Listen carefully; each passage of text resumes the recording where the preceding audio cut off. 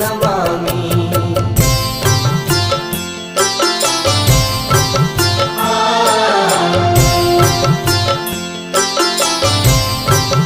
ॐ कर्पूरगौरं करुणावतारं संसारसारं भुजगेन्द्रहारं सदा वसन्तं हृदयारविन्दे भवं भवानी सहितं नमामि।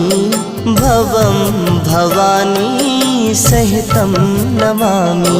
ॐ कर्पूरगौरं करुणावतारं संसारसारं